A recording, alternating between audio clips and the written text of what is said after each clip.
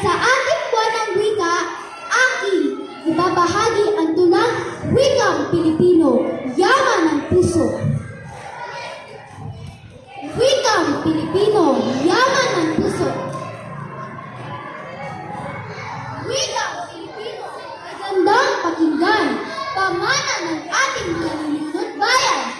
Sa bawat salita, may pag-ibig na taglay, nagpupuklod sa ating buhay.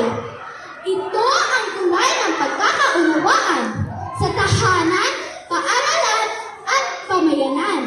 Sa bawat kwento, awit at tula, kultura ng lahi, buhay na buhay pa. Ipagmalaki ang sariling wika, gamitin ito ng may dangal at sigla. Huwag ikahiya ang ating pananalita, sapagkat ito tanda ng ating pagkatao. Sa buwan ng wika, ating ipagdiwang ang wikang Pilipino'y ating parangalan. Mahalin,